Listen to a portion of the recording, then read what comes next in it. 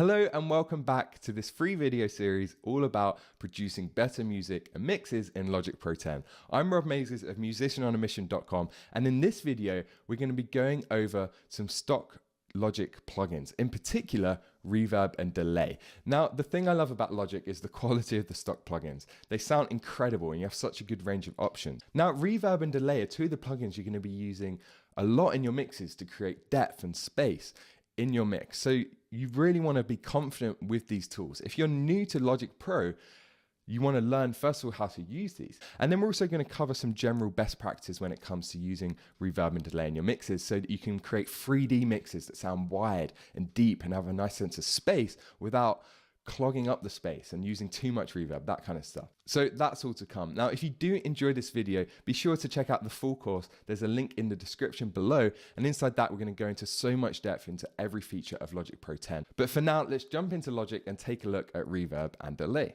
Now, there are 4 different types of reverb. The first 3 are digital algorithmic reverbs, and this means that they use an algorithm to digitally recreate a reverb and to recreate a space. Because reverb is simply lots of really fast reflections off the walls around you that kind of merge into one reverb tail. So it's quite easy to model with a computer. So let's just look at some reverb on vocals. If we solo the vocals and bring this send up, let's have a listen to this, and let's just go to a hall reverb.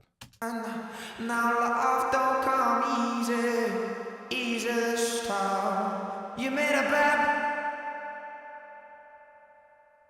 So you can hear it has a slightly digital sound to it.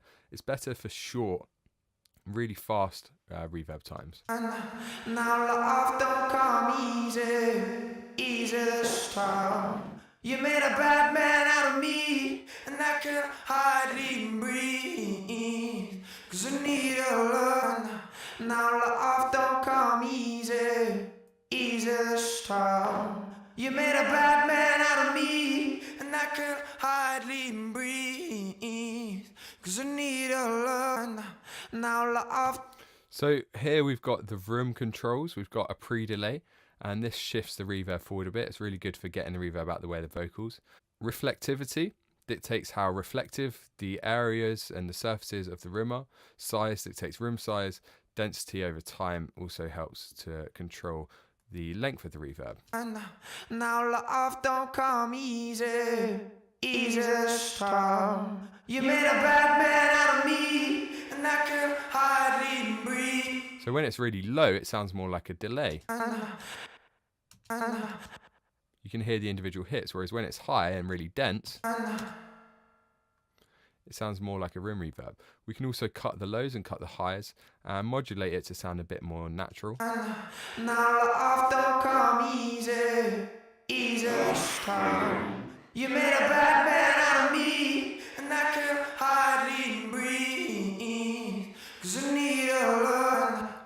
And whenever you're using effects on a send channel like this, make sure it's set to 100% wet, because we don't want any of the dry signal.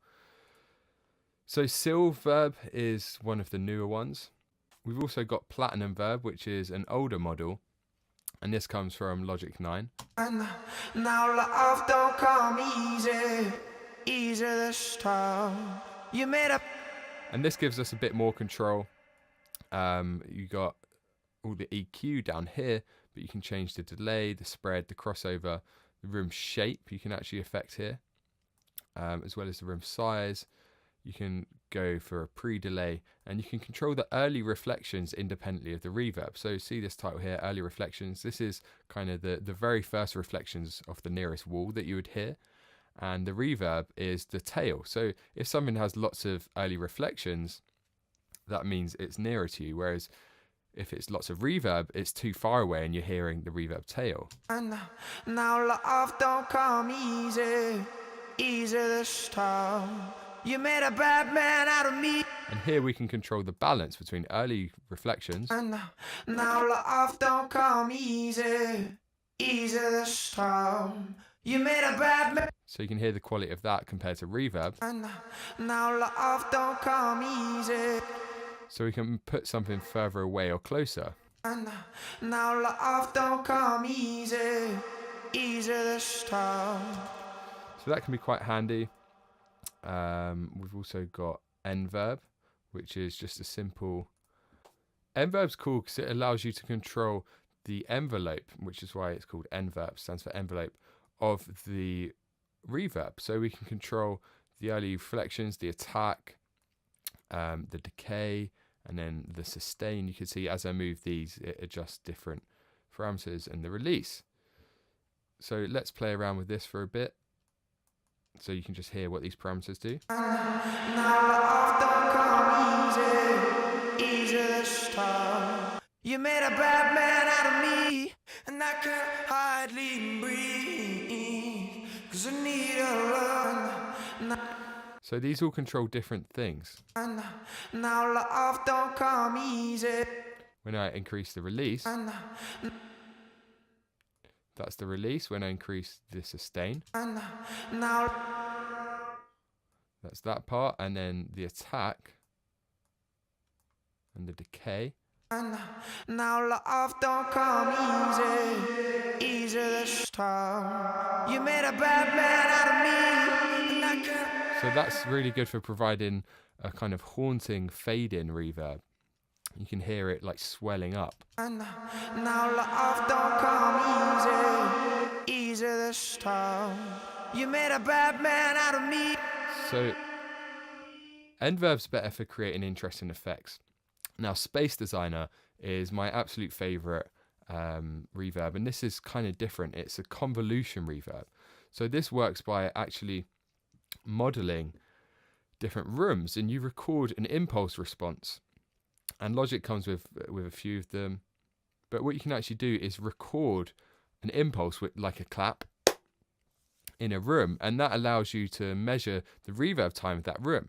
And then you can import that impulse response into Space Designer, and it essentially models the room using that information. So rather than it all being algorithmic and digitally synthesized, it's actually modeling on real acoustic spaces. So it sounds a lot more natural. It sounds kind of more pleasing to the ear. Let's have a listen just as an example. Now life don't come easy, easy this time. You made a bad man out of me, and I can hardly breathe. So we still have plates and some unnatural sounds, but we can go to a large hall like this. Now life don't come easy, easy this time. You made a bad man out of me, and I can hardly breathe, 'cause I need a love. Now life don't come easy, easy this time. So we have some controls here. You can load impulse responses here. You can adjust the sample rate. You can adjust the length of the impulse response. Now life don't come easy. So this will only take the beginning, for example. Now life. You can also synthesize your own impulse response. Now life. And then like the Reverb, we can adjust the attack and the decay and the shape of this reverb. Now life don't come easy. Down here we've got a filter, so we can add a higher pass, a band pass, and we can even make it resonate. Now life don't come easy, easy this time. Like so. And then finally we have a volume envelope where we can add a bit more control over the impulse. Generally it sounds good when you don't use these, but let's have a listen. Now life don't come easy, easy this time. You made a bad man out of me, and I can hardly breathe. So what we're doing there is actually kind of cutting off the impulse early. But if we just make it like this and reset that, that's normally how it sounds best. But that does give you a bit more control if you want to shape it a bit more, but you don't have a right impulse response. And then we can add a pre-delay here. We can change the start of the impulse response. But mostly this is good just for using the presets. Find a preset that you like and then play around with it a tiny bit. But generally it sounds best when you just load a preset or load your own impulse responses. Now life don't come easy, easy this time. Like so. For delays, we have quite a few options as well. So we've got delay designer, echo, sample delay, stereo delay, and tape delay. Now let's start with sample delay, because this is slightly different. This isn't like an echo effect. This instead is for getting your tracks more in phase. So if, for example, you've recorded an acoustic guitar and you recorded with a DI as well as a microphone, they will probably be slightly out of phase. And that's because the DI signal will get to the computer quicker than the microphone signal.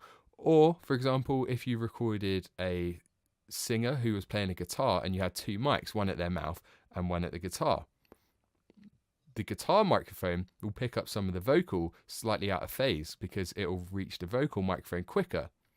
And what this means is it starts to sound weak, it starts to sound empty.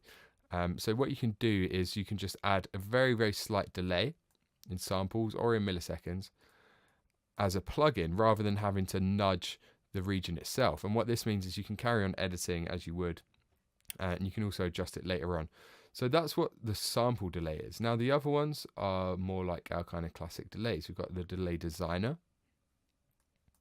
And now love don't come easy this time. You made a bad man out. So let's bring the send up. And now love don't So you can see on this one, each one is represented by a different marker, and we can actually create our own. You can move these around, you can increase or decrease the volume, etc.